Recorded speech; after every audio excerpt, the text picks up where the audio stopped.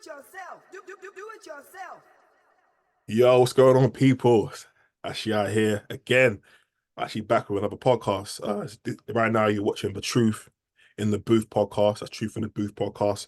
This is the third episode, and it's my third guest. And today, I'm kind of blessed right now because I'm blessed because I'm getting some really good guests on this podcast. People that I think are like could bring a lot of value to anyone trying to learn about the music business and just learn about trying to improve and get better and just seek more knowledge and just trying to get better what and trying to achieve things in the music business and independently.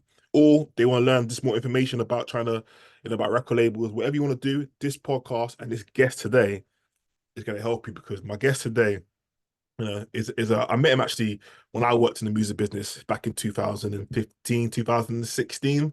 So that's when I met him, I met him. He's a very talented artist. But my guest today is what I say is he's an artist of today's world, and what I mean by that is he's multi-talented. He has artistic talents in many realms, and it's very rare we come across people with so many different talents in different ways. This guy can songwrite, he can do the business, he can do the marketing, online, offline. He can make websites. Yes, an artist that can make websites, which is very rare. Uh, he's done publishing deals. Now he's in the tech space and he's in the tech space now. So there's so much. I could be here for days. You know, my voice is going. I'm a little bit ill under the weather, but I'm still here, still fighting. Okay, I'm surviving. All right. But my guest today is Rey. Okay, I met him as Ray Fonda, but now he goes by his name by Rey Clemons. But I talk a lot, so I'm gonna let my brother take the floor. I'm gonna let him explain himself, introduce himself to our audience, and Ray just let us know a bit about yourself, brother. Definitely, man. Well, first off, I appreciate you, man. Yes, we definitely go back all the way to 2015 on the music scene, man. And essentially just introduce myself to everyone, man. Rey Clemons, basically like digital marketer, big in tech. Um, understand a lot about the music industry. Currently at this moment, VP of tech at CWE Distro, where it's a music distribution company for artist labels. Also got my own AI software tool. It's like a music business toolkit for artists. And yeah, got a newsletter dealing with like mindset and productivity. So that's like the basis of everything that I'm doing in consulting. Okay. So yeah, by the way, I just signed up to your newsletter, by the way. So I'll be looking forward I appreciate because I need that mindset right now. I'm trying to do 9 million. I'm trying to do what you're trying to do multiple things. So yeah, my mindset is needs. I need that mindset training myself. So I'm definitely gonna be checking that out, my brother. So today's podcast is the Truth in the Booth podcast, and this podcast is all about the economics of hip hop, the economics of the music industry, and the economics of like just business for artists. Because I think artists don't really understand business. It's not their it. Yeah, fault. It's just that the music industry hides information. So this podcast is all about sharing information, valuable information, so that anyone watching right now can learn beneficial stuff to help their situation, and they can improve. So it's a business podcast, but it's all about economics, but through right. hip hop. So the first question I'm going to ask you, is like what made you want to get into the music business and the music industry? Now I know you're an artist, but what made you want to become an artist, and then what made you want to become an entrepreneur in the music business? So what I saw was that just in anything that deals with creativeness, I kind of thrive in, right? Like if I'm able to create something new every day, if I'm able to even if it's a website or a song or I'm engineering and I'm able to create the sound around the song. I think that all those things keep my attention to hold my attention more than anything, just based off of my personality type and all the tests I've taken and all those type of things. So um, just being in the music industry and then seeing that as an artist and then looking at the business side, as I started to learn the business side more, it really changed the narrative of the direction I was going because my whole background is in marketing, right? So I went and got my master's in marketing. And then I was like, well, let me use what I've learned and then apply it to the artists to help them out after I got my songwriting deal and stuff. And then I got a marketing agency and partnered up with my business partner up in Canada with a marketing agency. And then we started just helping a bunch of artists just in different labels, independent artists, running ads, building websites, basically just consulting, and it worked out tremendously at that point. Then I started diving into tech, into AI as well. Wow. So like I said before, you're multi-talented. You're multi-talented, and it's rare that we meet a lot because a lot of artists don't get marketing. Let's be honest. Most artists just they talk about marketing, but that's why they sign that deal because they want the market support. So Mhm. how did you learn about marketing and what made you want to get into marketing? Well, marketing, man, is everything, right? Correct. Everything that we do is marketing. Hmm.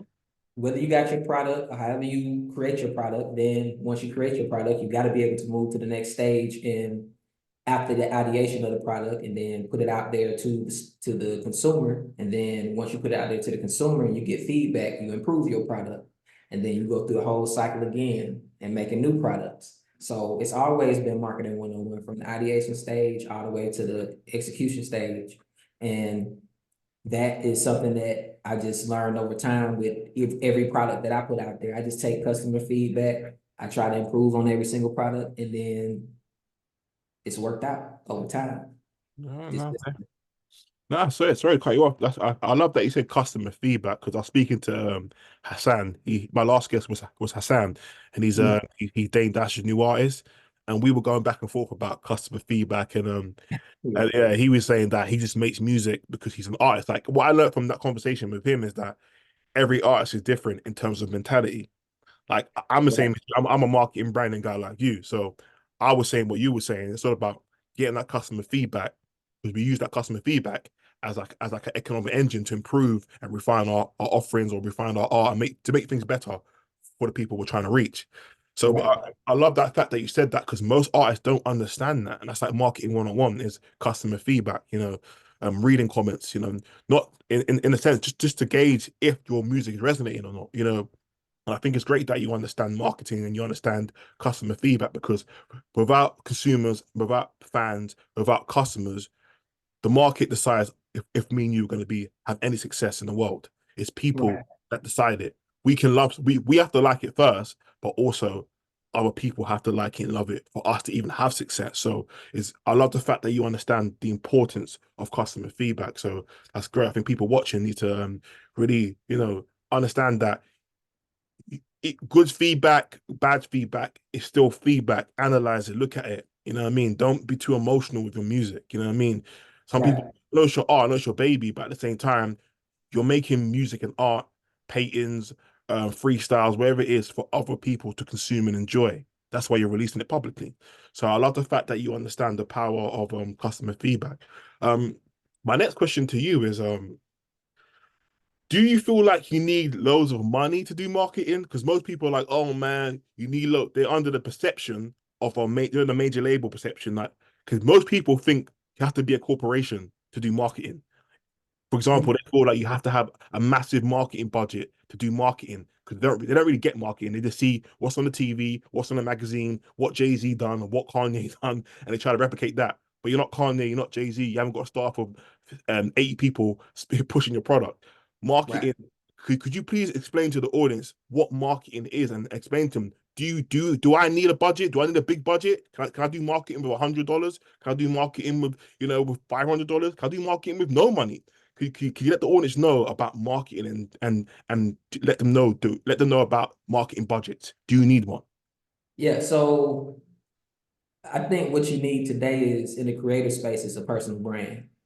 So when you build your personal brand and you put out there what it is that you do, I think that changes the need for or the focus of, okay, we just need to focus on money. Like money is going to come, period. If you have an idea, you actually follow through with your idea and you actually showing authenticity with your idea or who you are in your personal brand. I think all that combines that. And then from there, the money will start to come in. So even if you do it through a funnel, I I got a mini course or ebook and you sell that for $27. Okay, now you get 100 people, that's $2,700, right?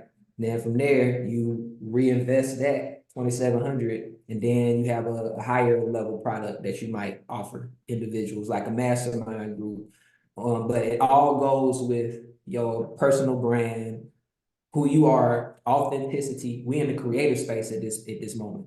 Like creating courses, all of that. You got to share what you know. If you go in, it's just a salesman, and you go in only asking for money. Of course, you're gonna only think about money to the point of where people going to see you as all he after is money, or all he or she after is money, and that always works against you. So I think it's not so much a situation of I need to have $100 to do anything. It's a situation of build your brand, be consistent in your posts, be consistent in how you show up, even when you meet someone in person, look them in their eyes, be authentic, and those opportunities will come to you and allow you to push your personal brand out there, to give your product to the people, and to share what you actually know.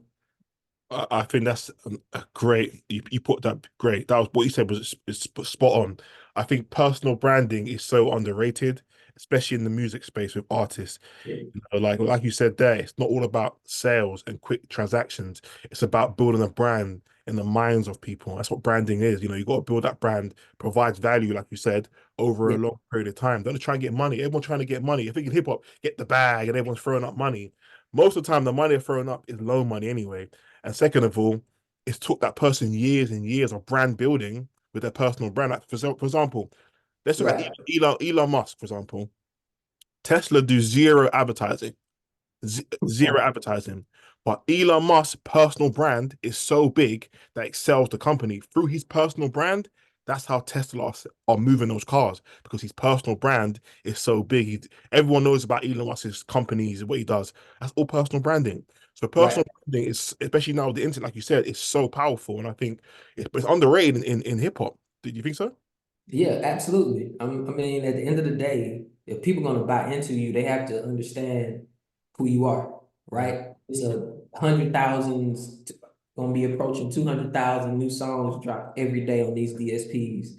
Or if you are direct to consumer like a Bandcamp or even Biz or those type of companies, like you have to be authentic.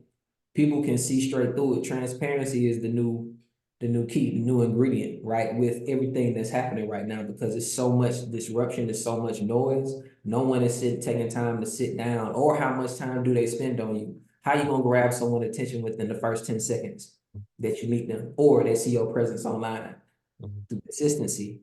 Mhm. Even if they do the little quick swipe, if Mhm. they keep seeing it and it's something that's authentic, eventually you're gonna get them into that engagement stage, Mhm. then Mhm. the purchase stage. Mhm. I like that you said that. See, right there, I can tell you're a marketer because you use the word engagement and stuff like that, and then going through Yeah. that stage. Because most people don't get marketing, they don't understand that marketing is a process. Like you said, the first thing of marketing is being discovered. After being discovered, you want to get some engagement. You know what I mean? After some engagement, you want to be consideration. You want them to consider us. You know what I mean? Maybe that could be download our song, stream our song, buy some merch, go to a concert, and those are the steps that many artists don't get. So I'm so happy you're here today because it's great to speak to a fellow marketing person to understand that marketing is an art. It's just like making a rap on the freestyle.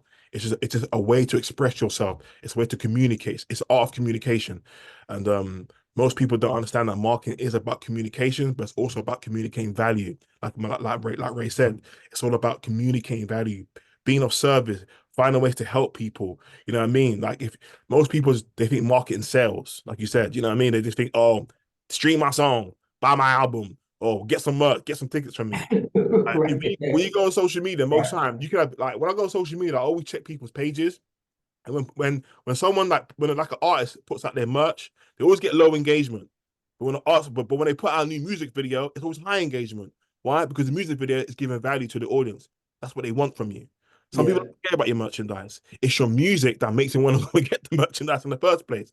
So back to Right. my is you have to give value to the end consumer, as we say in marketing, or your fans. You have to find out what they like, try your best to be of service to them, of value to them. If you ain't, they ain't gonna care. It's not their job to care. It's our job as artists, as marketers, as people that want to be successful in our fields, is to provide so much value to our consumers that they actually want to care, get engaged, and want to support us. So it's good that you're on here, brother, man. It's like to speak to someone with a marketing brain because I speak to so many artists and they just don't get marketing. Why is that? Why don't artists get? Why don't they care? Like why don't they understand? Why don't they get it? I don't understand. Yeah, I mean, on that side of things, they're just looking at the creative side. All they want to do is have, make the songs, put the songs out, and then from there they got to understand the importance of teams, Hmm. right? If you get other people in different areas, so you don't have to think about the marketing, and you get a good marketing person, then the flow of your music and the streamline of whatever it is that ideas and goals you got gonna work together better because you got people on your team with different strengths that can handle the stuff that you don't want to handle. That's very true. I want to ask you quickly, just before I go to the next topic, just to stay on the marketing thing, just for a little bit. So I know you're a professional. You're good at marketing, but you're very good at online marketing. And I think that online marketing is something that a lot of artists can do now. You know, Yeah. the old way of market or traditional marketing that requires going through a big agency or a big marketing firm to get a billboard put up, in Times Square, etc., or over here in London, get a billboard put up in central London. You have to go through some type of company. But with online advertising, you can do that yourself, or you can go to well, Facebook is a company, but you can do that right now. You don't need to go through some big middleman. You can just go to Facebook, go to Google, and do online advertising. But thing I want to ask you is this: is anyone can put an online ad up on Facebook, or anyone can put online ad on Google and YouTube for etc. But like people don't get the results they want to. Like a lot of people, they don't know understand targeting and all these words. So I know you specialize in this field. Like what is how should artists go about doing their online marketing? Yeah, so the online marketing, I feel like they should focus on, again, the personal brand. Like if you go in and you're gonna already spend money on ads, all you're doing is like throwing money away at first, Okay. right? If anything, when you first start, all you got to do is have a consistent 2 to 3, 5 posts a week, making a video. It doesn't have to be long. It could be short clips. You could or you could sit there and say, let me record an hour worth of content and then break it down into clips. Because everyone look at YouTube clips, they look at IG Reels, they look at um, Facebook Reels, TikTok Mhm. video. So you can just have your content repurposed across all those different platforms, the same content. They basically call that evergreen content. From there, you building up your audience over time, your engagement flows, you got consistency. And then when you see what posts work the most, then you run ads on that post. They got the most engagement. And then you just let that run. You can start off even with $5 a day, $10 a day. With the targeting, similar artists. You can target similar artists. You don't want to go too broad and target every country in the world. You can just start with the United States and Canada if you live where I live, or where you at. You can start United Kingdom, like those surrounding countries or whatever, Okay. and then just stay there and just let it build up. See what results, see who responding the most to your content, and then double up on that. If you're getting a good response in the United States and Canada, double up the budget on that, and then give them a good call to action. So between the ad copy and the call to action, which is the link that they click on for your product or for your branding, make sure that you have something to offer Okay. that's Okay. of value and No, in your real estate space that's online. that's what I was gonna get to next. Okay, because I watched one of your interviews, and you spoke about having online real estate, and I'd like you to just to elaborate more for the audience about like why should an artist have their own online real estate? Can you please explain so they understand, Yeah, please? yeah. So I think it's important for artists to have their own website because, and that's what I mean with online real estate, because these tools that we have, they're all third-party tools. They're basically just collecting data on you for them to enhance their tools. And then, I mean, Meta and Instagram and all these companies basically make their money through advertising. So every time we advertise, we spending money with them, they getting all that money pouring into the company.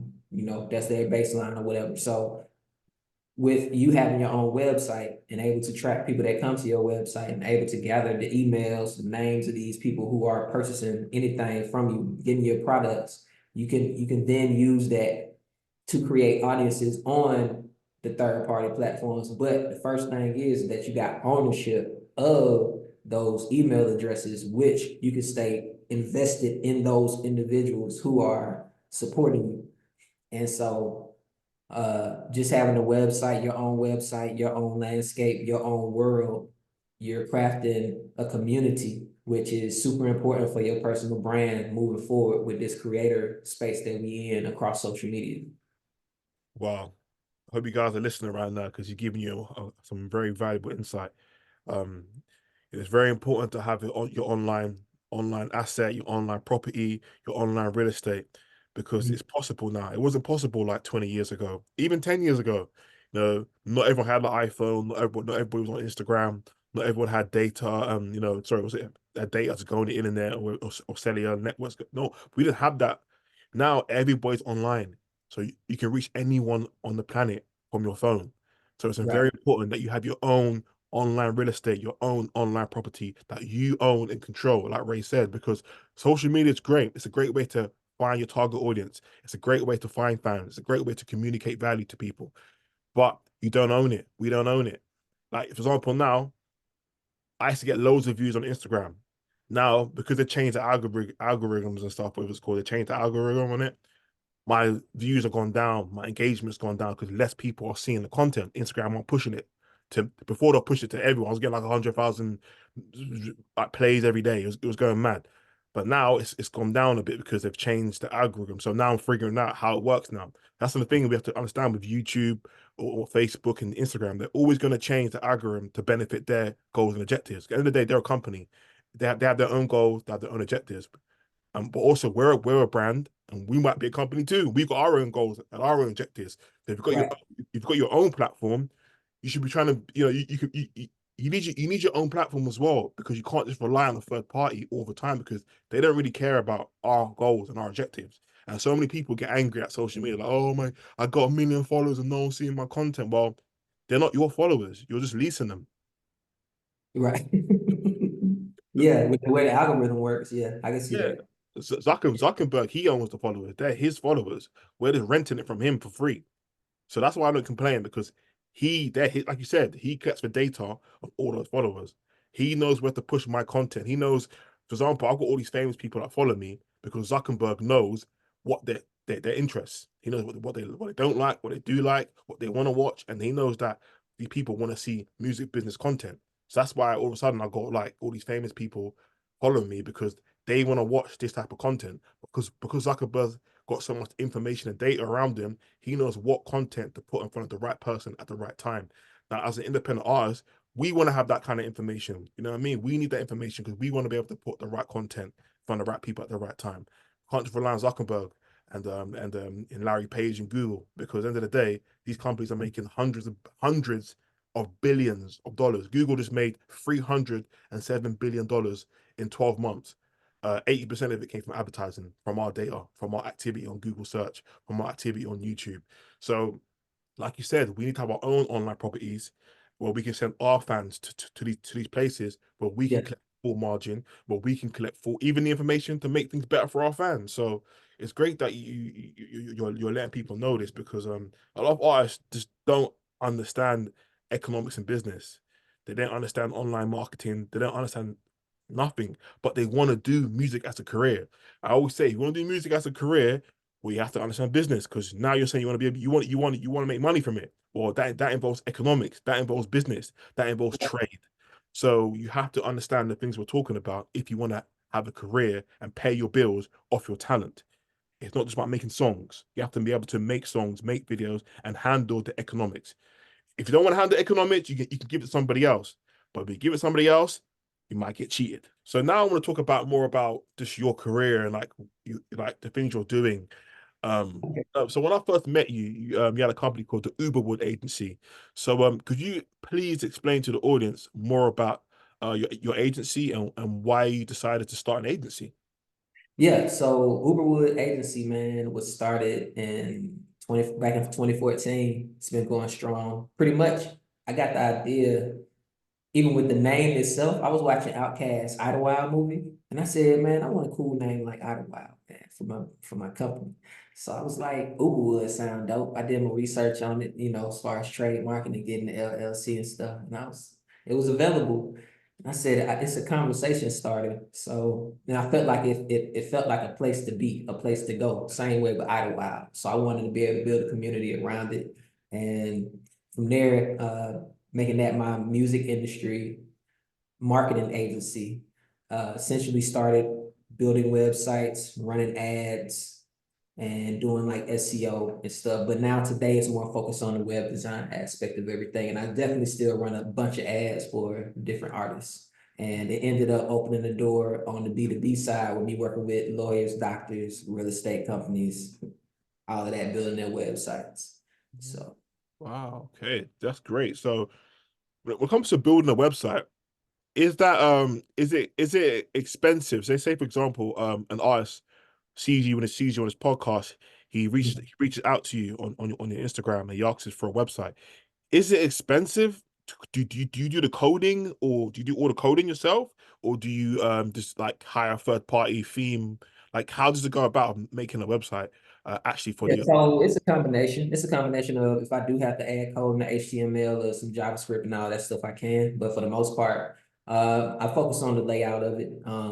So I would say within the budget, if an artist, because it depends on what they want on the website and how many pages. So I don't have like a set price, but I have done websites anywhere from 1,500 and up, basically.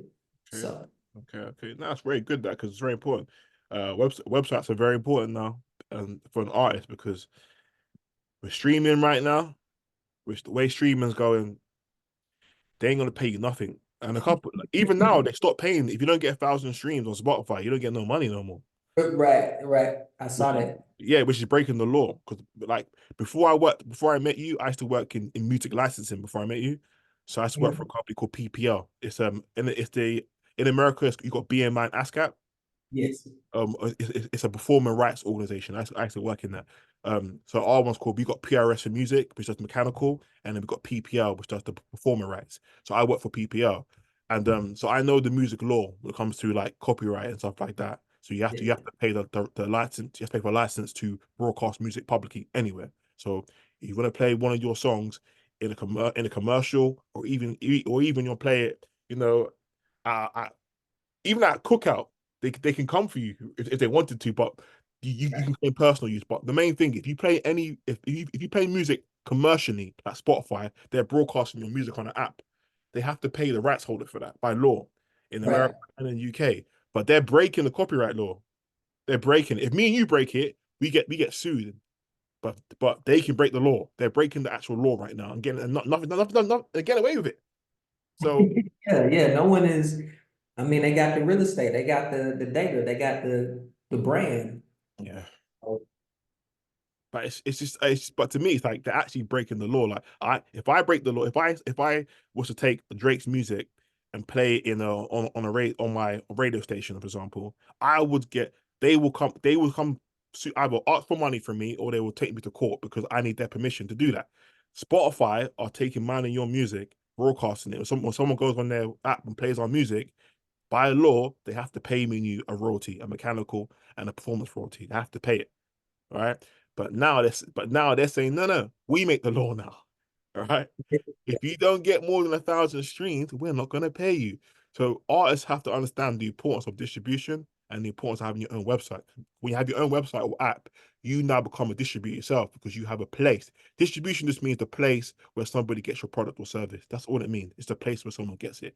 So a website is a place. It's a place where someone can get your podcast or your video or your album. It's distribution. And so it's very important that you're hearing what Ray's saying and reach out to him, because if you want to get a website, because it's going to be very important in the next 10 years, distribution, because that's where the money and economics start. The distributor touches the money first. And when you have a website, you can touch the money first. You can know all your fans. So it's very important. So back to what I was saying now, but more about your journey now. So I see now you're working for a company called CWE Distribution, if I'm correct. yeah. So, how did you get in the distribution space? Like, how did that work? How did that happen? Basically, I looked at everything as reverse engineering. I was like, okay, if I'm an artist, I have to get my music mixed and mastered. So then I went to engineering school so I can mix and master myself. And then I was like, okay, now I have to put the music out. So how I'm gonna do that? I already had heard of the other companies, like your distro kids or what have you. And then I was like, man, I should be able to have this myself. So basically, with one of my partners, shout out Jamil Hunter, he introduced me to Cersei. And Cersei basically came about, we said, let's come together and form CWE Distro. So we formed CW Distro. It's been doing super good, man. We've gotten and released records with like Eric Bellinger and Jacob Lattimore, and we've signed a bunch of dope R&B acts, gospel acts, country acts. It's just not rap and hip hop. And the company is steady growing over time, man. We offer more than just music distribution. It's about uh, publishing, neighboring rights, knowing where to find your money, things of that nature, right? So it's been pretty cool. So being a VP of tech over there, basically taking care of the onboarding process, all the stuff that's behind the scenes, diving into marketing a little bit over there. And it's been a dope experience working with them. That's great. So you're the VP, vice president of technology at the company. That's a great, that's a big job. You're doing it. You're doing the tech now. So being the vice president of a startup in the tech space, how was that for you? Because it's a big shift. It's very different going from the music, making songs and making videos to Yeah. doing art and because tech to me, I don't know if you agree with this, but tech to me it's art and science mixed together. You know what I'm saying? It's another way to express yourself. It's not, you know what I mean? It's all IP end of the day. You know what I mean? Yeah. So how was it for you shifting from being an artist and a songwriter to being the vice president, of a tech company? Man, well, I always loved technology. I always been an early adopter of products. So studying like UX, UI design, basically learning, teaching myself how to build websites, and Mhm. then seeing how that works, seeing different technological products like CRMs or uh, shoot, looking at the iPhone or looking at the different apps and wondering how it works. That just always grabbed my interest. Like anything creative just grabbed my interest. So I wanted to focus on that side and combine the marketing and the technology, and then that position just happened to make itself make sense to where it's not, I wouldn't really say it's hard for me. I would say it's very tedious. You got to know every single point, point A to point B, C to D, A to Z, whatever. You got to know what you're doing technically on there. You got to be able to explain stuff so everyone understands it, even though it's probably completely different language if you're talking to different tech people. But if you're talking to a regular consumer, you definitely got to know how to express what it is that you're doing to make it simple as possible.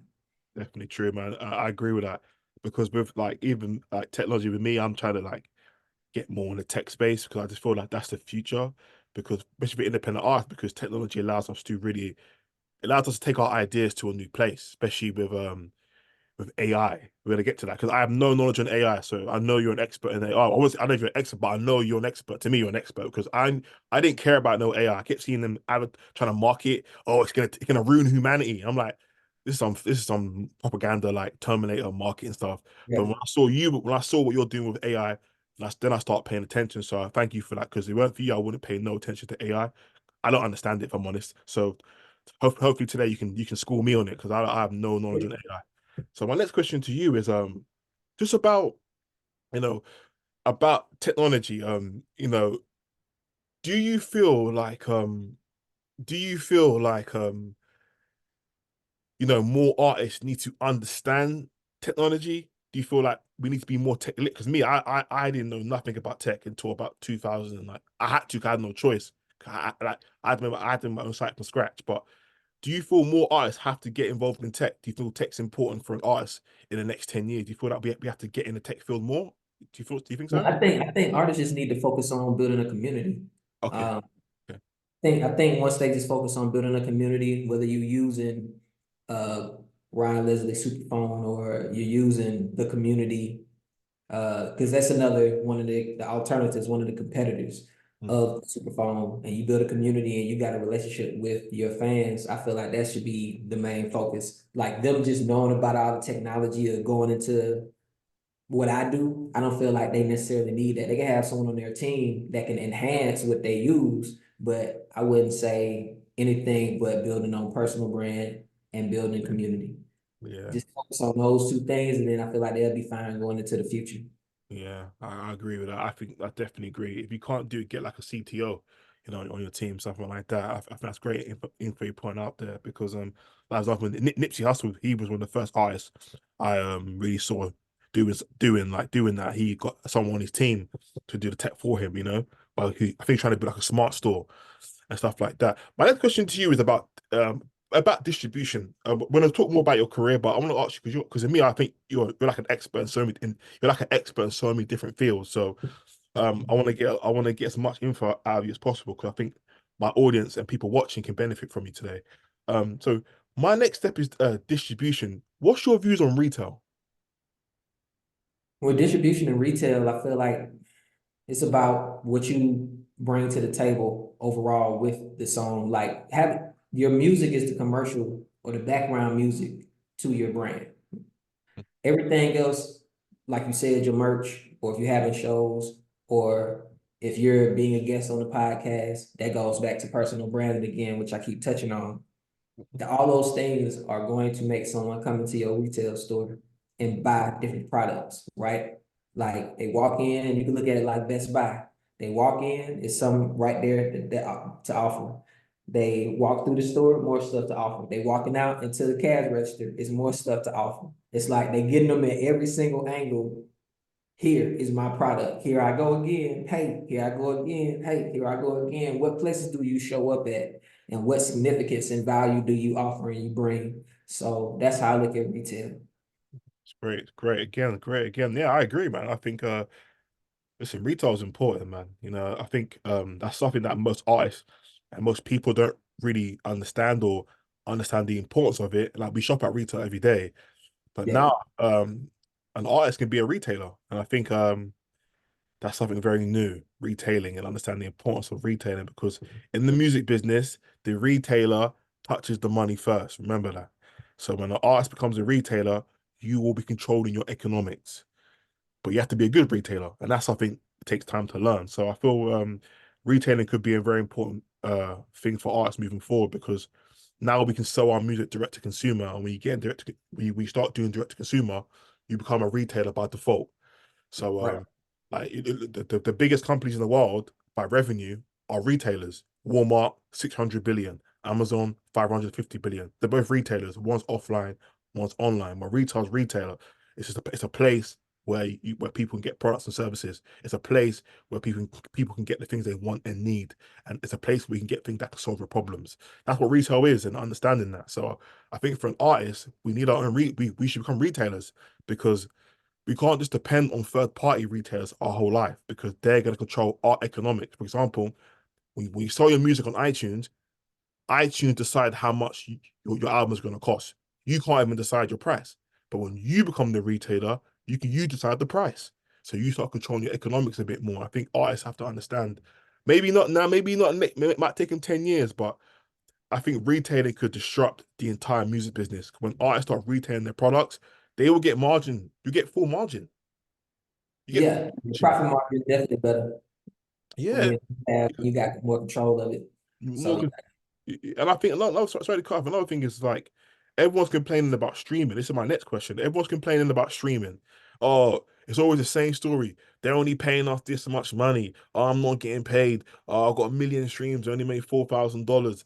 Blah blah blah. But no one's making any solutions to solve their problems. Like you can't expect a third party to care about your objectives and goals.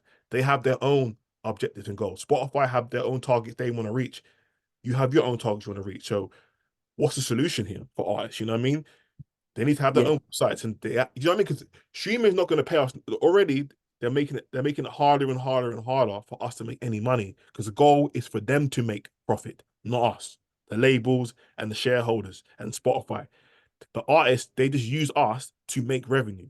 So my next question to you is like, why does an artist have to go through a third party like DistroKid to get on Spotify or to get on for me to get on Apple Music or for me to get on any streaming service, we have to go through a third party, a middleman. Why is that? Why is it set up that way? Do you know? Why is it set up that way? it has to do with the licensing. So these companies like CW Distro, like my company, You just have a license with these individuals and you're able to provide that service to the artists because a lot of them, like you said, they're not educated in those areas. But along with like signing up with a CWE distro, you get that consulting, you get that education. So it's more than just saying, I just put your music on Spotify, Apple Music, Tidal, Amazon Music, etc. It's more than that. It's deeper than that. Like understanding the business will allow yourself to expand into other opportunities with your personal brand to just say, hey, I'm using the platform, I'm utilizing the platform to put my music out outside of my own website, which can be the direct to consumer. They also have the option of the other people that I can reach out there where they could come in and they use Spotify. So I want to make sure I'm there. They use Apple Music. So I want to make sure I'm available there. And you want to be available in all these areas. But as you build your personal brand, people will come to where you are directly at and understand that you might be available in all these different places, but they will eventually come to your community and be part of your community just because they found you on Spotify, Apple Music, because those places have built their brands.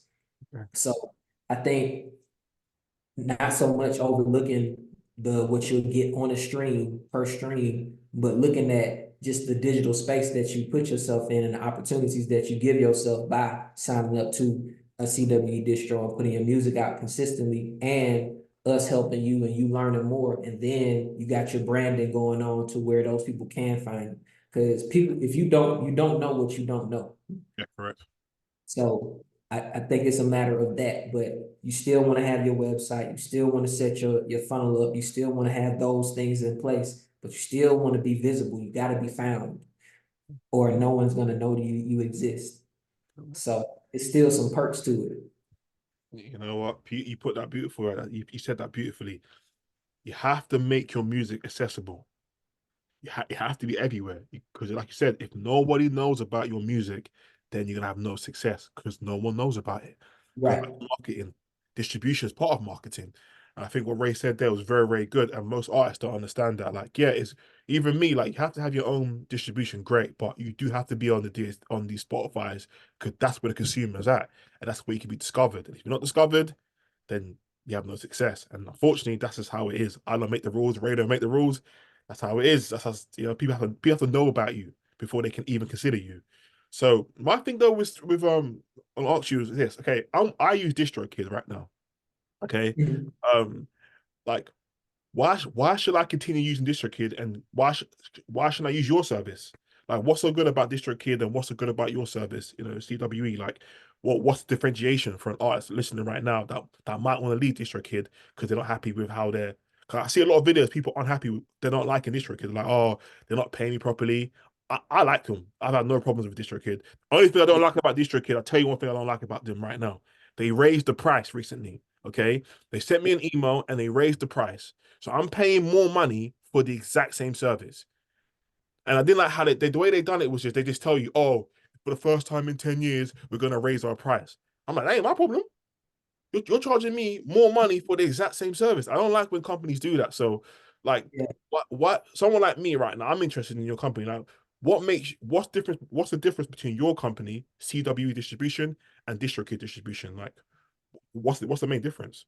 Well, it's the education space, I think. So you're just not signing up, but you also know who you're talking to with customer support. You know who's in ownership of the company. We're tangible, we are visible, and basically we make the process easy. Like we've had a lot of artists come over from a DistroKid to CWE, and our offerings, whether it's best marketing practices, teaching you how to run ads, teaching you how to set up conversion API ads, teaching you what neighboring rights are, looking at the different pro companies, helping you set up with different pro companies if you don't have your money out there, looking at opportunities where we have connections to where you come through us and then your music gets bigger and bigger and bigger. You can eventually get a publishing deal. You can eventually get a label deal. You can eventually do those things working with CWE. So the process is very simple, you know, signing up, uploading, teaching you how to create the releases,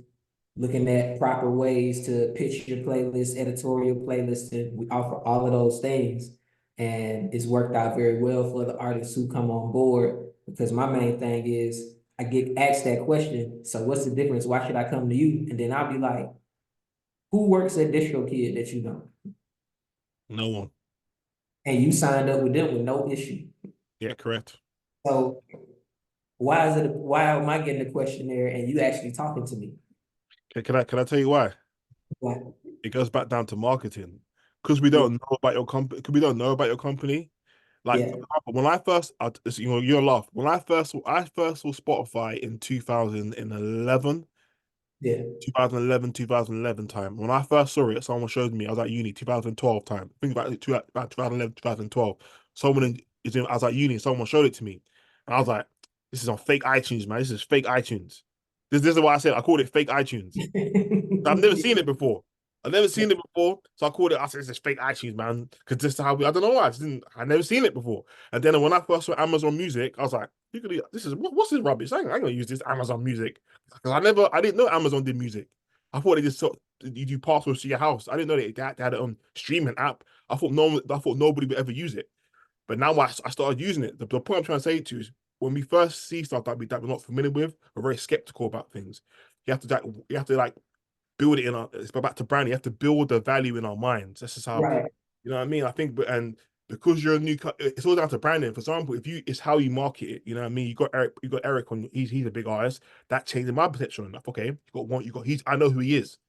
Yeah. You know, he's a big songwriter. You know what I mean. So I know, but I know who he's. So his brand equity is changing my perception on what on your company. It just comes to branding. With DistroKid, the reason why I used them is because they had a better value, a better value than before that. I used a company called Record Union. They're based in Sweden.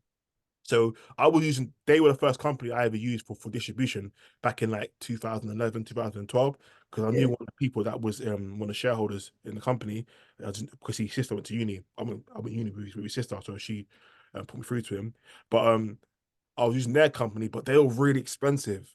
They'll charge you. It was just like they'll charge you. It's like per track they're charging like $10. It was so expensive. So I said I'm not going to be on streaming because I couldn't afford it. It didn't make sense.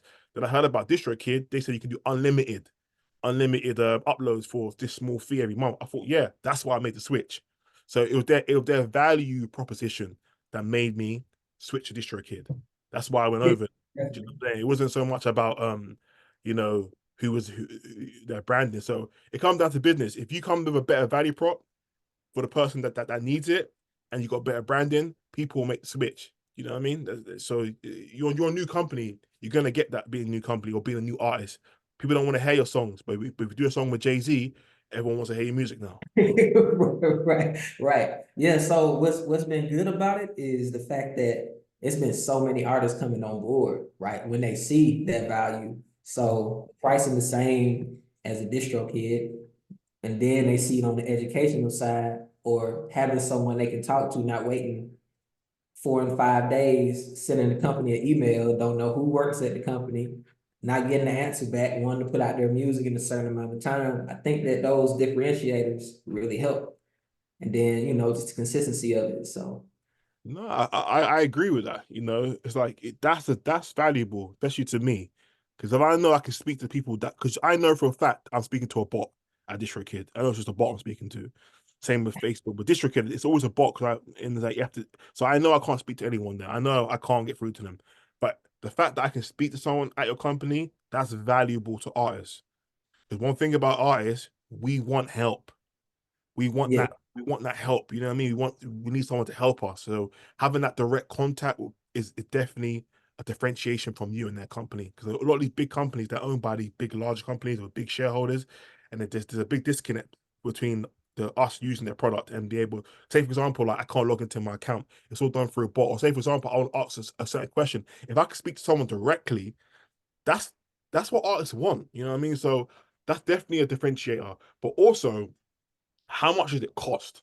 Because that's the main thing we look at. You know, yeah, is like how much? Because I think DistroKid's like $40 a year now, man. It's gone up to $40 now a year. yeah. It was cheaper before. So It's gone up. my CW distro got 3 plans. So the first plan, which is basic plan, that's $1.65 a month. So 19.99 a year, unlimited releases. Then 99. Sorry. You're charging $10 a year for unlimited releases.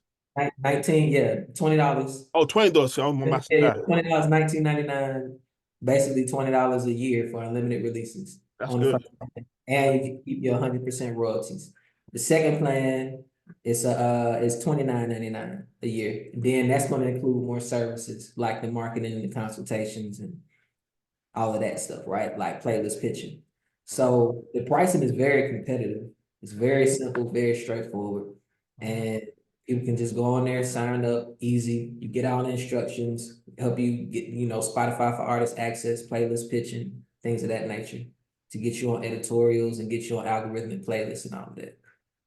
So, Wow. So that's actually better. So that's only $19 a year, which yeah. in pounds is even cheaper. So yeah, because DistroKid are charging me $40 a year now, man. It's gone up.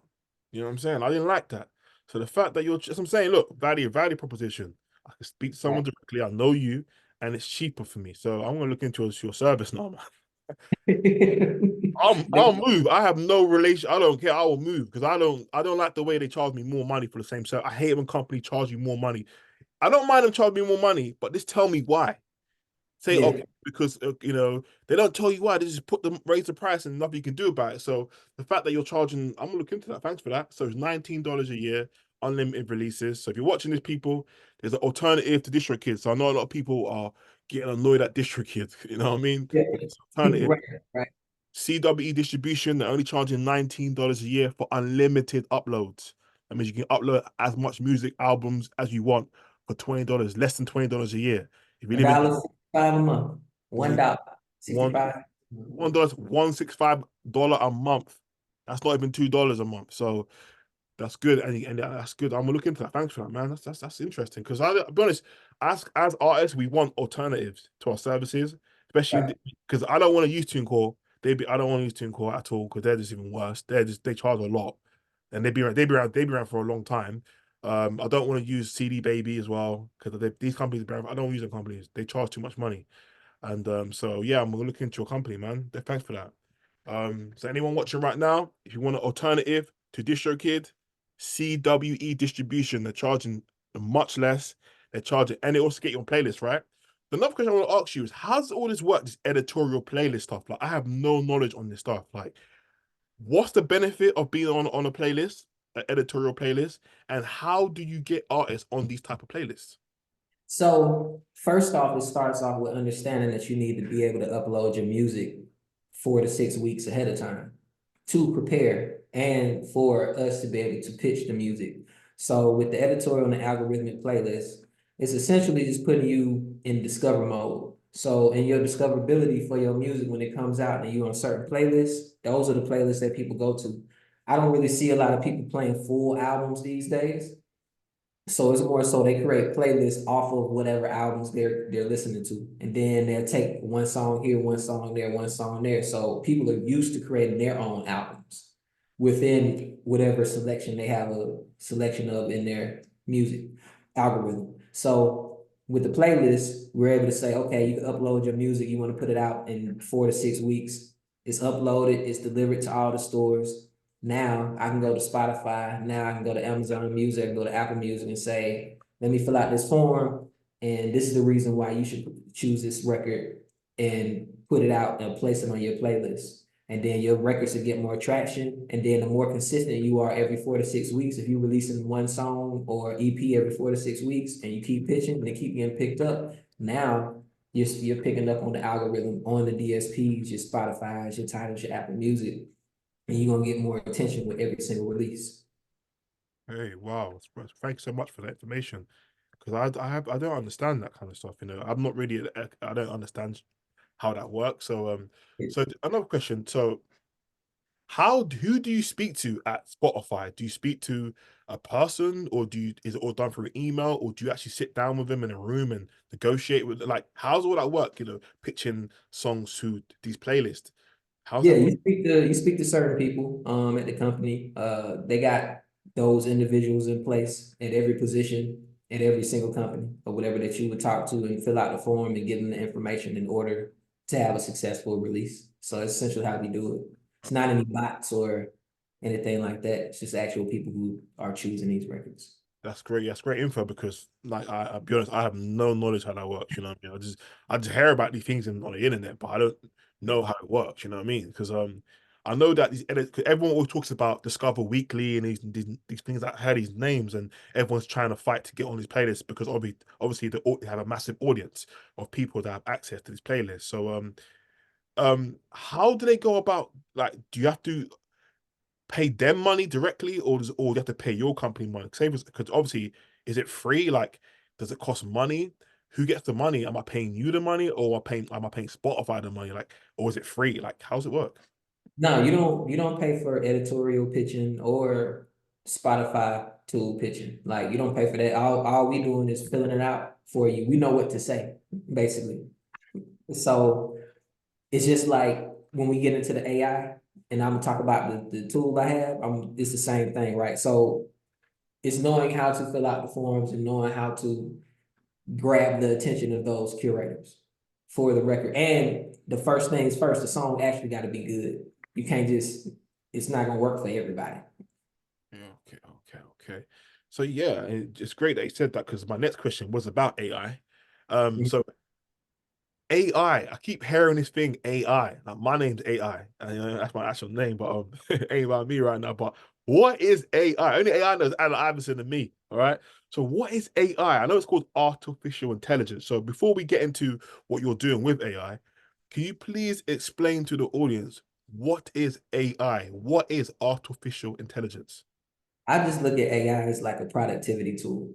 If you got ideas or you're navigating the internet or you're doing research and they have different tools now with AI that'll just help you. Like even when I have meetings with clients and we're on Zoom or we're on Google Meet, I got an AI bot assistant that takes all the meeting notes. So I don't have to write anything down. And then it'll email me all the notes and the conversation that we had and the things that I need to learn and the things that I need to my to-do list, next steps, all of that. And I don't have to touch anything. It just records it for me, takes notes, and saves me a lot of time, right? So I utilize AI from a productivity standpoint. Also, with the AI tool that I just launched, SoundStrategy.ai, that goes into knowing what to ask the AI. So I made a little business toolkit where it's educational. So artists can go on there and they can click on the different prompts that I made based on the questions that artists have asked me through all the years, any type of consulting or any educational question. So for example, they'll be like, well, man, how do I sign up to CSAC? When they can just use my app and it's on there. Like, how do I sign up to CSAC and tell you the answer? How do I sign up to a BMI to tell you the answer? Why do I need to create a release 6 to 8 weeks out or 4 to 6 weeks out? It'll tell you the answer. What are mechanical royalties? It'll tell you the answer.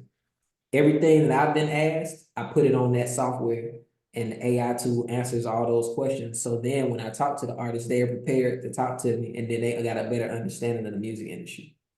Okay. Wow, man. Wow. Okay. So how are you programming this AI?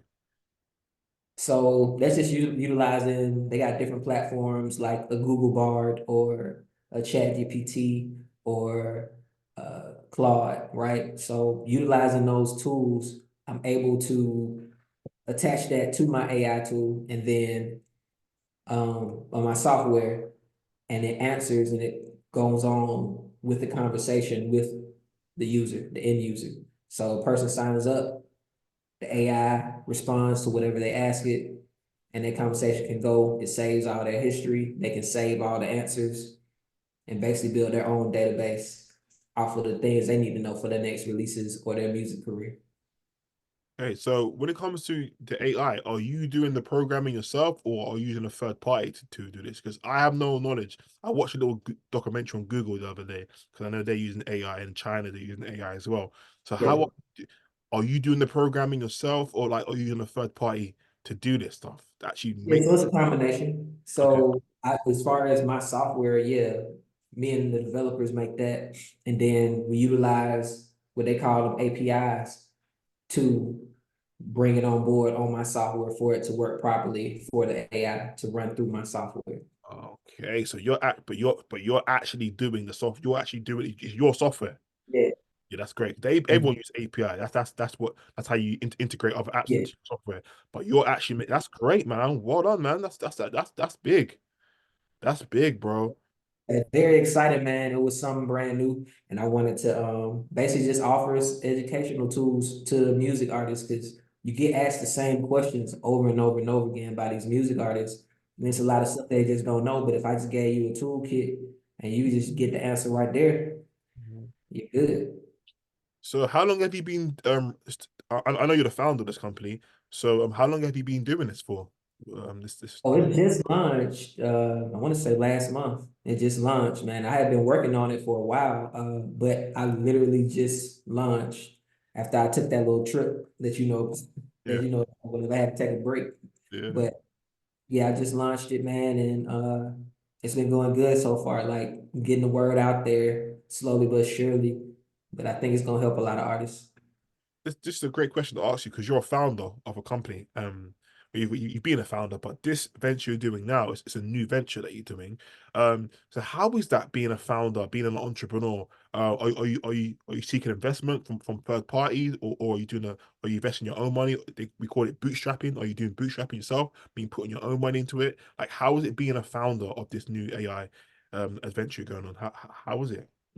Yeah, it's been going good. So right now it's basically bootstrap. I know just basically just looking at valuations, right? Say because it's not super expensive for a person to sign up. It's like $19 a month, stuff like that. So basically, once I get like 150 users, if you just do math, you get 150 users, that's a valuation of Mm, $300,000 that you can mm, sell the company for.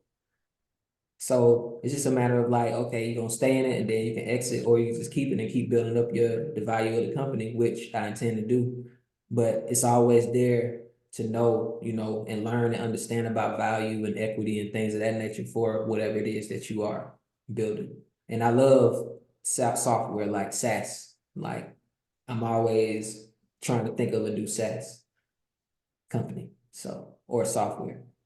Yeah, SaaS means it's a software for hire or software for service. Was it SaaS? Yeah, So yeah, software as a service. Yeah. yeah, that's great. That's good. That's what I know. That's how YouTube are making $15 billion from that stuff, from subscriptions, stuff like that. So yeah, that's great, man. You're doing so much. You're doing a lot, but you're doing a lot of great things. And I think and one thing I'll say to you is you're providing a lot of value. The skills you're obtaining is you're becoming like a one man machine because you're building tools. You're building tools. You can songwrite, you can engineer, you can market, you can make websites, you can make apps, you can make artificial intelligence, bro. You're an artist of today's world. That's what I say. And it's very rare that I come across one because most artists don't deal with that. You know what I mean? They just want to make music. Yeah, yeah. They don't want to know about anything else but I want to make music. That's it. So my next question to you is what's your views on the music industry? Like obviously you've been an artist in the game for a while, but now you're obviously taking new avenues. What's your view on it? Like, how do you feel about the current state of music? I think music industry is in a good space for creatives. Of course, they would have to fix how an artist is compensated or how an artist is getting or making money. Um, but from my vantage point, I'm like, long as I can provide some type of value for them, then I can stay in that space and help them out. Then I think the rest gonna work itself out. You can't be everything to everybody. So I just want to stay in that space of creating these software, building a personal brand, building a community, giving them these tools, and then they can go thrive and do whatever they're going to do. But the music industry itself, I think it's in a good space for the person that understands personal brand in that community. I think that I totally agree with you. I think personal branding is so important. There's a guy called Gary V. Have you heard Gary V before? Definitely. Yeah. So he's built his whole. He runs an agency like yourself. He runs I think it's a digital agency for like marketing, Vayner Media. It's like Yeah.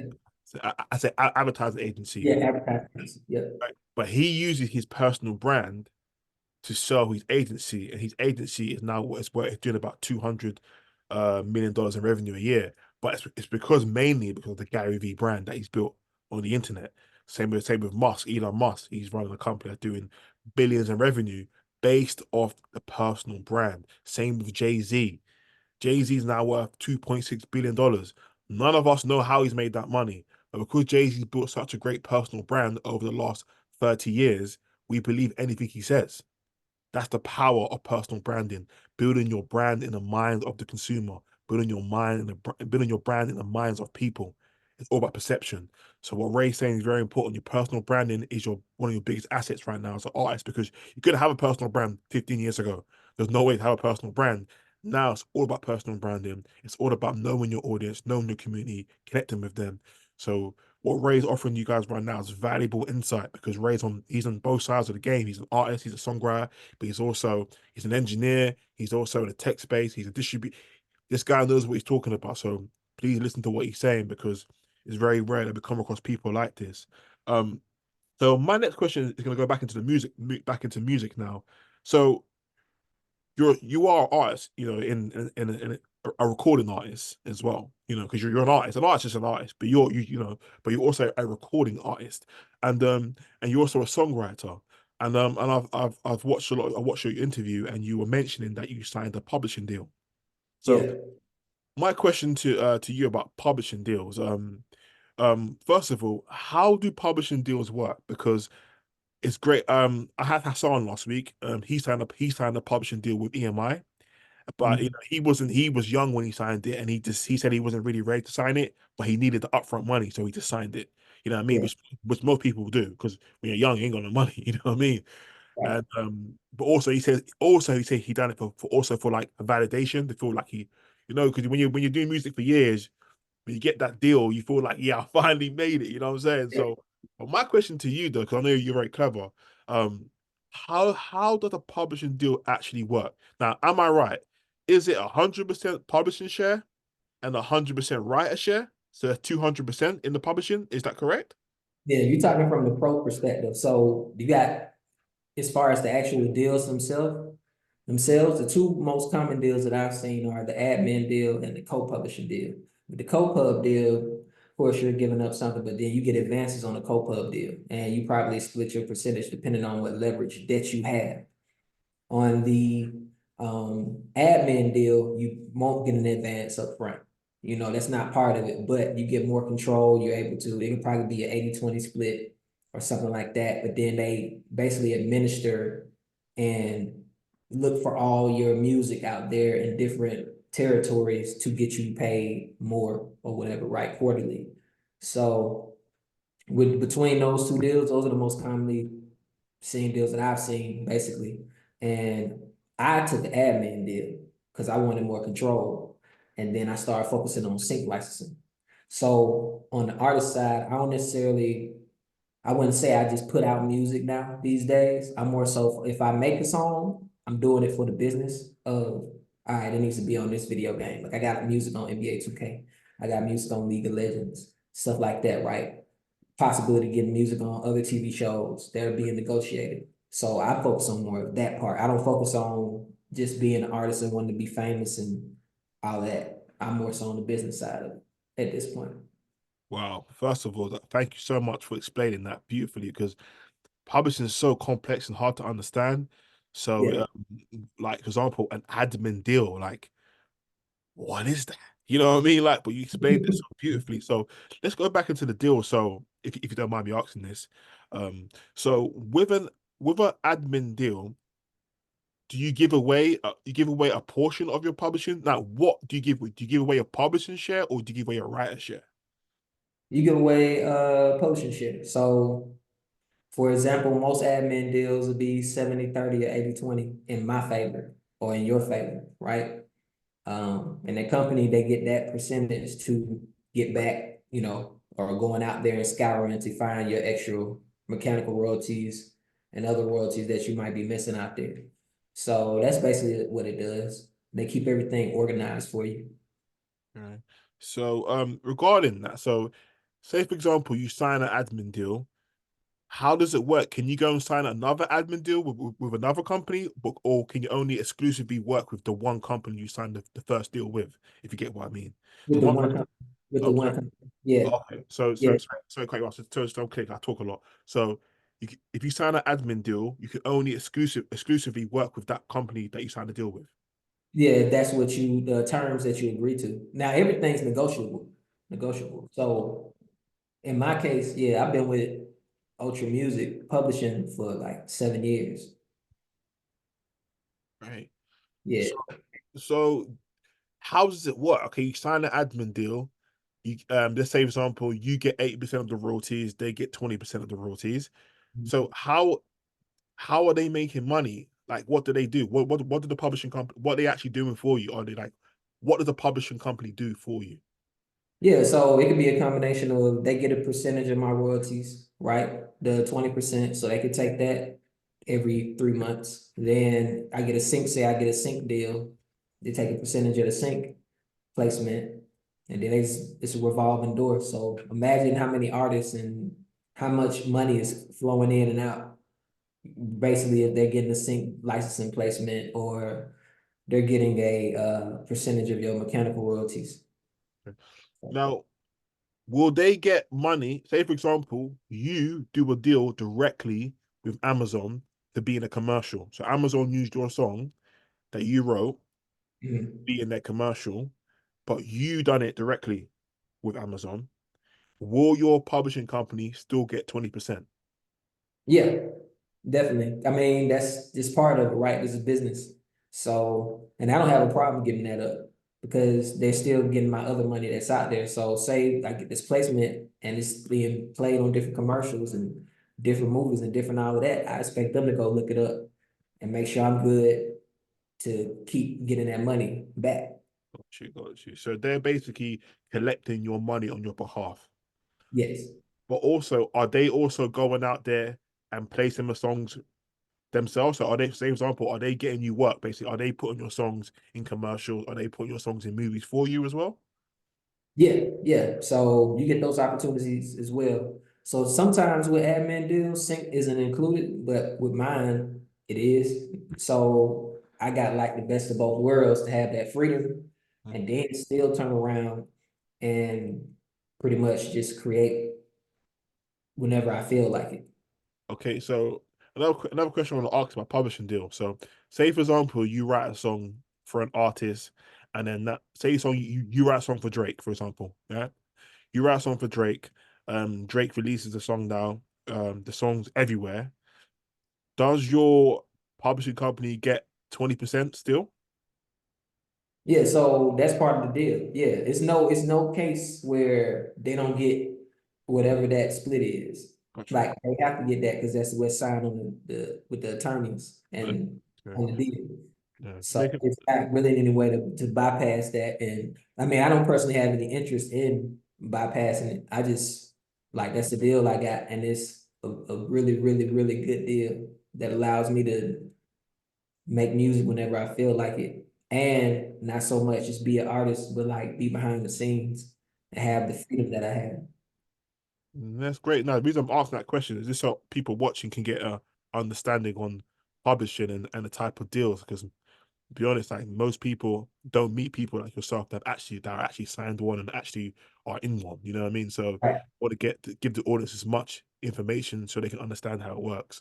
So so it's basically it's like you sign a deal under a certain amount like a term. So you might do a 5 year agree as like a 5 year agreement. So over the Yeah. next 5 years, anything you make under the agreement is split 80-20. Is that correct? Or Yeah. Yeah. So basically, I mean, depending on what the terms are, just for example, say it was a 5 year deal. Then from there, uh, you would definitely go through that term. They collecting, and then once that's over, y'all renegotiate. And if you want to go on your own separate way and do it directly yourself, you got to know all the companies and all the territories that they been talking to, and they're not gonna give you that information. So now you back on whatever position you in, and you missing your money out there. So this is great information, by the way. You know what I mean? I'm learning right now. I'm learning publishing 101 right now. because it's very important because I think publishing is going to be a massive business for artists moving forward because Yeah, especially with music being online now, yeah. your publishing is now perpetual. It's perpetual income now, isn't it? Because it's always earning now because everyone listens to music on the internet. So it's very important that anyone watching right now understand. Please research publishing because your publishing is going to be worth a lot of dough because it's perpetual money. Music now being consumed on the internet, so your music's being is earning money every day when you're sleeping now. So it's very important to know that. Um, would you ever sign a record deal? I've had deals with Warner and Sony before. And So how did it go? it was fine. It was just one album, one single, and then I got out of there. I got out of there, man. Yeah, my thing with record deals, I'd like to ask you because you've been in a deal. Like, first of all, how did you even get a deal? Second question, um, was it a good deal? Do you believe it was a good deal? Yeah, yeah, because I mean, I had freedom to release the project, and then it was more based overseas. So I was able to release the project and release a single, and then I still had the freedom that I had. How I got the deal was basically being a songwriter. I think being a songwriter gave me a whole lot more leverage than just being an artist because artists, all they want to do is be in front of the camera and be famous. And I don't really care about none of that. I just want to build my personal brand, build a community, have people focus on the things that they need, which is mindset and productivity, and then that's gonna help them come up with these ideas and execute. And I just want to explain that and show that to folks. So yeah, part of the journey was doing the music, making the music, but now I'm more so like business side, marketing and tech. And I still have my experience of that doing music, and I'm still able to get my music on video games and movies and television shows and stuff because I got that set up. But I don't necessarily have to touch it every day. So Mm. it's part of the journey, and that's what I tend to focus on. So when your music's being played on a video game, because I saw a video with DMX, rest in peace DMX, God bless him, man. But I watched a interview with DMX and he was talking about the Def Jam and Vendetta game back in the day, and he said that he got like 31 cents. Like he got nothing for being in the game. Like he got no money from being in the game. Like Def Jam didn't give him like 30. They gave him nothing basically. You watch the interview, he got no money. He was Yeah, complaining about that. So is it lucrative having your music in being played, having your music in video games? Is it lucrative or yeah, yeah, definitely. Like, I mean, you can even look at platforms like Twitch and Kick and all of those type of platforms where you getting paid up front, right? So, for example, like say you got your song on the new Call of Duty, they'll pay you like $10,000 up front, and then you can negotiate a royalty. You know, so I think that sync licensing really is the move. Like sync licensing, publishing, neighboring rights, like that part of the game. That's what's that part of the game. okay? That's what you want to be in So you said that they pay you up front. So why are they paying you up front? They paying you up front. Why do they pay you up front? because that's like when you use your song, you got ownership of your record. So in my case, like because I have an admin deal and I own my masters, you paying me directly up front. I see. I see. See, I love this right now. See, this is beautiful right now. So they pay you up front, and then after paying you up front, you can negotiate a royalty payment as well. Yeah, yeah. So most of the time, depending on, because I know the labels, they'll do 360 deals. So now they'll get a percentage of that. So what he probably had, or the type of deal that he had, which is probably a legacy deal, DMX, it'll they probably wasn't a part of his negotiation. So they probably kept majority of it. But now if you negotiate and you say, okay, I'm in the 360 deal, and they gonna take a percentage of the video games, they could be like, well, shoot, we'll get 3% of the video games royalties or what have you. But then you getting paid up front for all of that stuff plays a vital role, Okay. right? Like all the negotiation, everything can be negotiated. And you know what? It's beautiful you said that because it's true. Like they say, you don't get what you deserve, you get what you negotiate. And Yeah. that's bars right there. And it's great that you're giving out this info. Thank you so much for this because it's helping me for one, and I hope it helps anyone watching because we don't know what to do, brother. You know what I mean? Like we can watch DMX, but like you said, he's got a different deal. Everyone's got a different situation. Everyone's got different terms in their contract, clauses in their contract. So we can't really live through other people's trials and tribulations. We have to go through it ourselves. So Right. the info you're saying right now is so helpful because it helps me understand, okay, if I ever get offered a publishing deal, I can maybe do an admin deal, you know what I mean? And it's just helpful to get this info because no one gives us info, bro, you know? So Right. it's very helpful. My next question to you is about data. Okay, so like right now, why is data important? Because I keep hearing about data. And I see that like Amazon, Google, and Facebook, they use data to make billions of dollars. So what is data and why is data important? I mean, data is everything, right? What you download, data is what you read every day. Data is what we eat, like the nutrients that go in our body. Like if you making it applicable to marketing, that's the email addresses that you're using to see what type of demographics there are. Looking at your customer avatar, like the person most likely to buy your product, understanding the data and the demographics of who those individuals are. You need all of those things combined to be optimized at the biggest level. So mind, body, and spirit, right? Like it's all data. Everything we do is about the data. So taking those numbers, taking understanding what it is, allows you to have success in whatever business or whatever industry that you are in, and know what moves to make the best smart decisions. You utilize the data, the KPIs. Listen, I like that because like you said, data is very valuable, you know. They say data is the new oil. So Yeah, and I was watching this thing on Netflix about data and it's true. It's like 'cause it helps you make smart decisions. So and I think like you said with these social media companies, social media is free. Like Facebook's free, Instagram is free, Twitter's free, Google right, is free. But like you said earlier, is it really free? They're just using us. We're the product basically. And right. they collect the data on us, and then yeah, like you know more than me, like, like.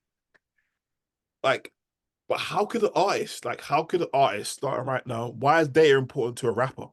Why should a rapper care about data?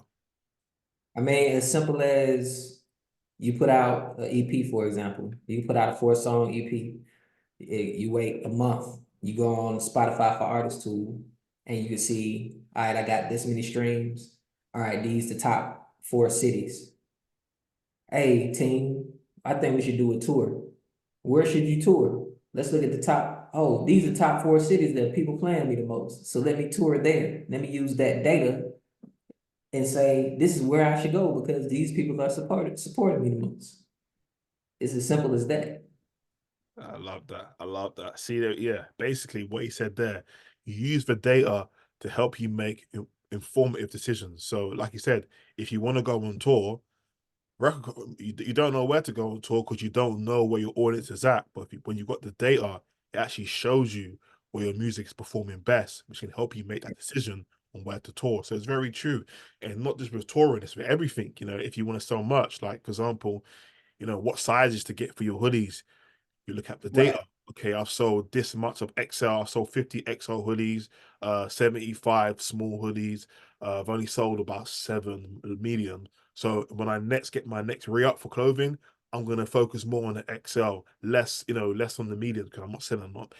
You see what I'm trying to say here? It's all about using the data to make better decisions for yourself and for your business. So yeah, data is very important. I think it's very underrated in music. I think artists don't understand it yet. I think most people don't understand it because, like, you think about it, Google and Facebook are spying on us every single day.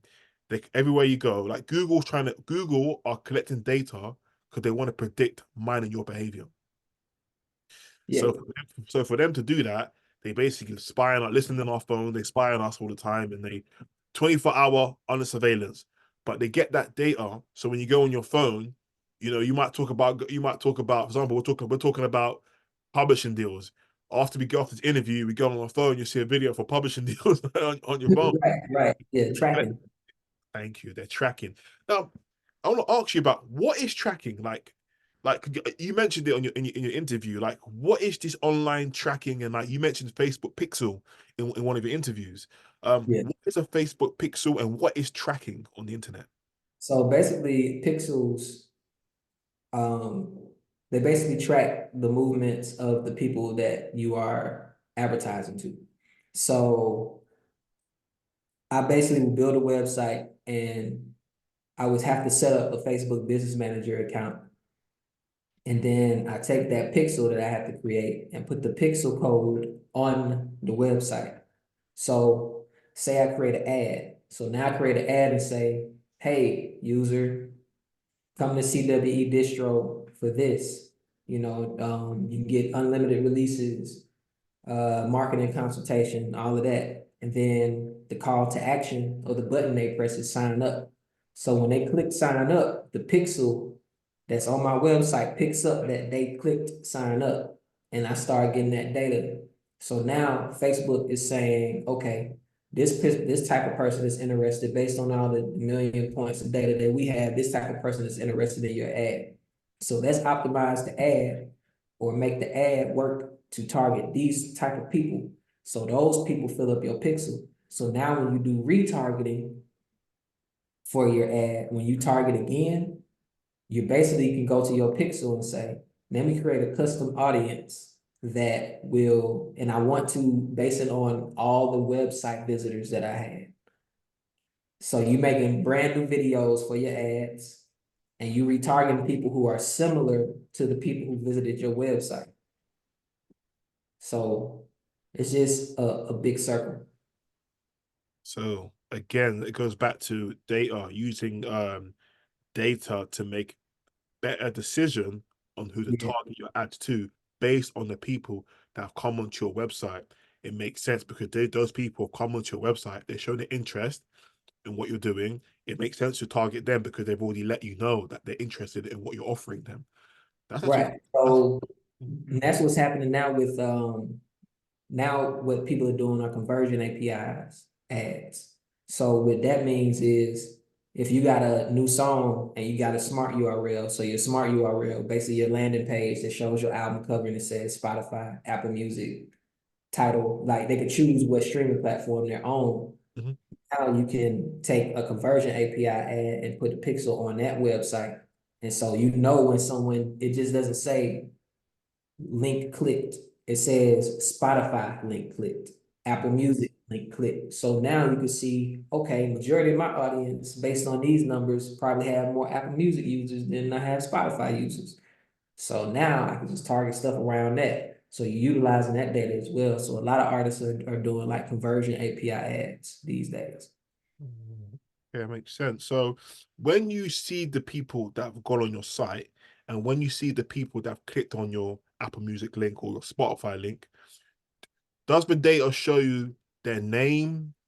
Like, what does it show you the actual person's name, or like, or like what's the data showing you? Is it showing their name, or is it just saying 5,000 people came and 4,000 people clicked on the Facebook link, 3,000 people clicked on the Spotify link? What kind of data is it giving you? Is it letting you know the actual person's by name, by Uh, profile? Depends. So majority of the time it's anonymous visitors, but you can see the location that they're in. Mm. So if all your visitors are coming from this particular city or this particular country, then you start targeting more on them. Now, when they purchase, like on CW Distro, when they make a purchase or they sign up, I will get your name and your email Got you. and utilize that.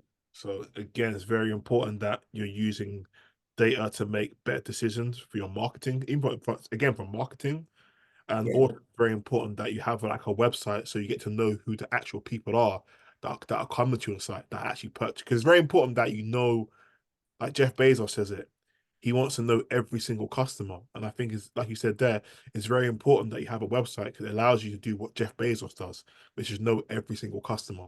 When you know every single customer, it allows you to have to make better decisions for your business now.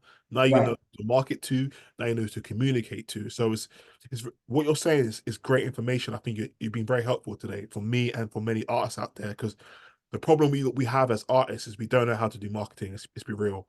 And but what you're saying, what you're saying right now, you're giving us actual steps on how to actually do it. Because I'll be honest, when I see Facebook marketing, it looks it looks kind of complicated to me, if I'm honest. Like the whole ad manager, I don't get none of it. I've never done one before. So but when you explain it, it makes me understand it in a very simple way. So I say thank you so much for being so transparent. Another question I want to ask you is about sort of merchandise. 'Cause I know you got merch and stuff. Um, Yeah, I used to have merch. I haven't had it in a long time, but I can still I can still dive into it. I remember back in the day, you used to have a lot of merch. Yeah. Funny for quite a while. Do you feel it's needed for an artist to have merch right now, or can they just put out? Do you feel artists need to have merchandise? I think once the artist builds up a good following, then it makes sense for them to eventually have merch. Like, but I don't like I'm not gonna walk around with a person's face on my shirt, I you believe. know. Like I'm not gonna just do that, right? Unless they've been established, or I walk around with an Outcast shirt or like a Kendrick Lamar, something like that, like those type of artists that I really respect, right? But if you brand new, I think that you got to work your way up to that. I don't think that you give everything to everybody, like spoon feed them everything about your brand and just be authentic. And then when it is time to come out with all of that, then yeah, eventually, once you got a solid foundation of an audience.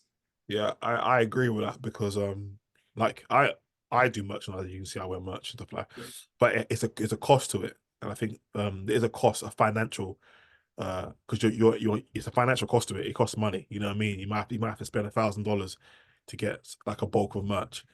But Yeah, if you don't sell it, you just got a box of clothes in just sitting there.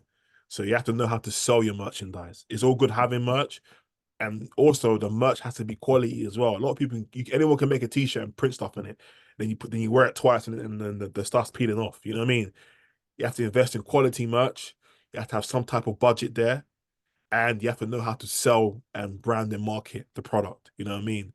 If you don't, you just got a box of clothes sitting in your room. You know what I mean? So right, you right. know, a lot of people just want to have. I want to get merch. I want to get merch because they see a lot of other artists do it. But there's a lot that goes into it.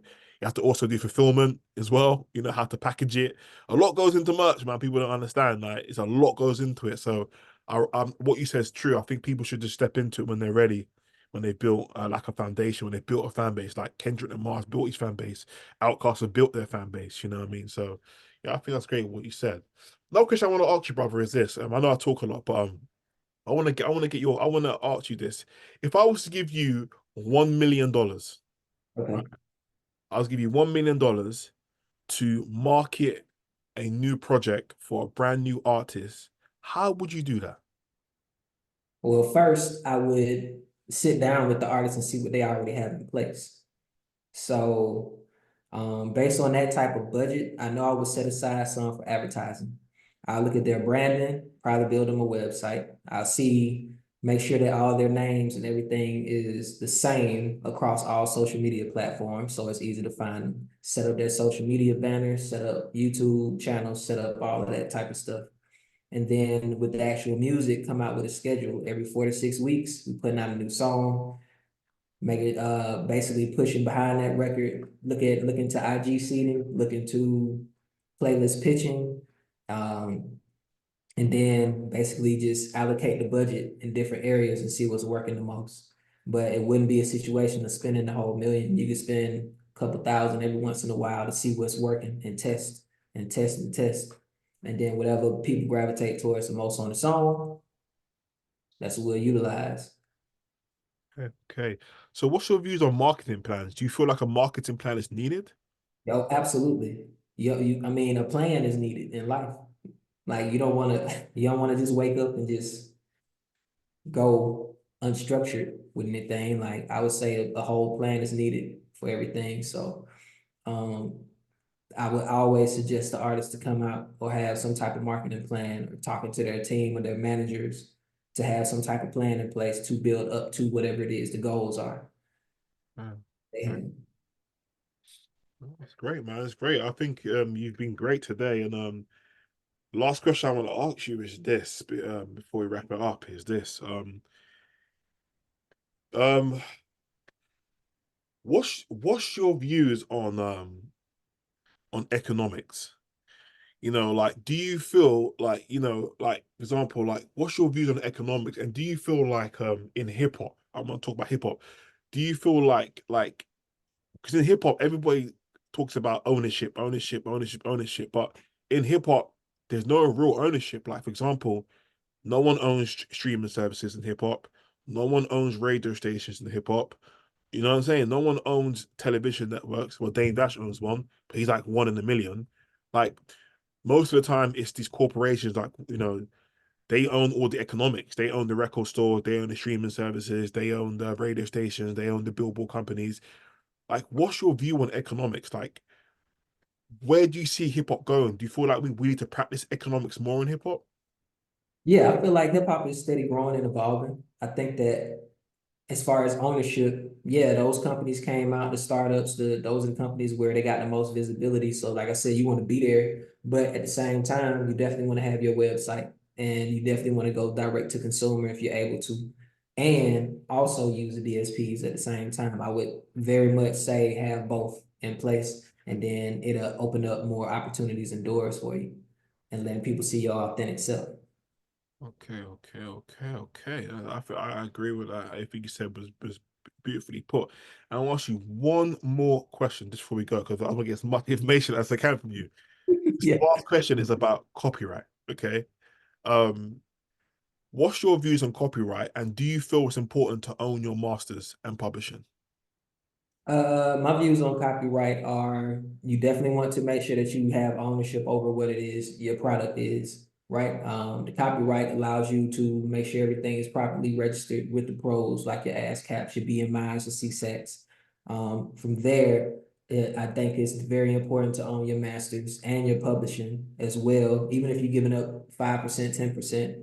15%, if there's a lot of value on the other side and that person is bringing something to the table or that company is bringing something to the table that really can help you long term, I don't have a problem giving up a percentage because it's what's the point of owning 100% of nothing?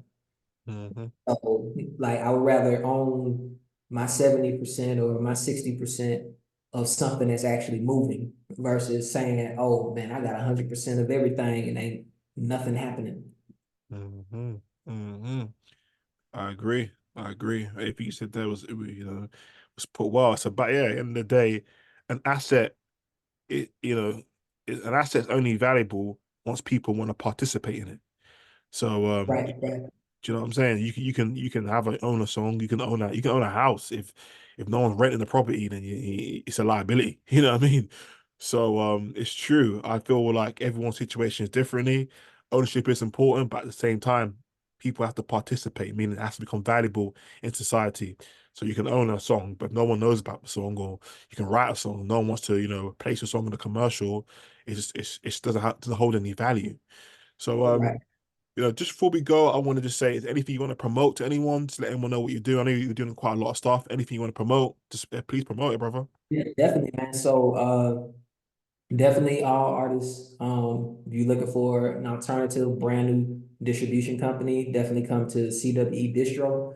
That's www.cwedistro.com. If you want need an AI tool, like my AI tool, and I put all of this, and I know I give you all this information as well, but like my AI tool, business toolkit for artists is soundstrategy.ai, business toolbox. You can use that to figure out different things about the music business. I'm also working on the course about mindset and productivity, where I basically use like a 4-part framework of how I maintain and stay balanced throughout everything that I'm working on. And so that's going to be dropping soon. And got a newsletter every Saturday that deals with, again, mindset and productivity that drops every single Saturday morning. It's a free newsletter that everyone can sign up for. And that's pretty much what I got going on. Okay, man. Ray, man, it's been a pleasure, man, speaking to you, and thank you so much for your time. It's been educational for me. I've learned so much. Just, I've learned a lot today. You know what I mean? I'll be honest, 'cause you're doing so much, but you're Yeah. doing stuff that's of value. And that's the one thing about you, man. You've always been a hardworking guy. You've always been talented. You've always been very humble and respectful. You still got that till today. You know what I mean? Since I first met you, that's what I always liked about you the most. And you're very hardworking. And just since I've met you from now, well, it's been like 7, 8 years almost. And you've took it to another level, man. Like you took it to another galaxy, man. Like just anything you're doing is mind blowing. Even to talk to you today, I was like, I've spoken to a lot of people in the industry, and speaking Yeah. to you, it was different. It was different, man. It was different, and I feel like a lot of people watching this can benefit from you. So, could you please let anyone know where they can find you? Because I think after watching this, they're gonna wanna reach out to you. Oh What? yeah, Yeah, definitely. yeah, yeah. So on my IG, they can just follow me on IG. At Rey Clemons, so ReyClemons_. As far as the websites, I'll make sure that I get all those links over to you.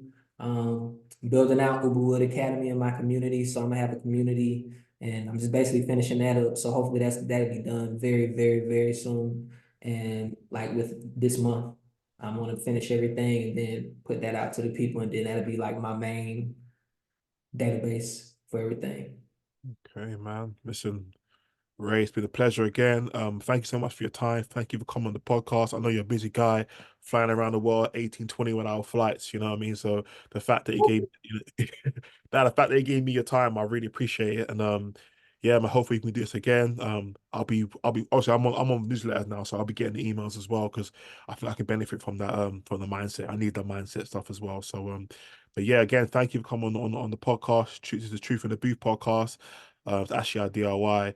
And yeah, we're out, man. It's been a very, very good episode. I hope you guys got information, valuable information. I hope you learned like I learned today. And yeah, that's it, man. We're out. But Ray, again, thank you so much for your time. God bless you. I'm be watching anything you're doing. I am anyway, but I'm just impressed with what you're doing. I think what you're doing is just it's just amazing what you're doing. You know what I mean? The things that you especially with the AI thing's amazing. The way you're thinking is you're our artist of today. And I think you're art of the future. And I think it's great it's rare to meet people like you.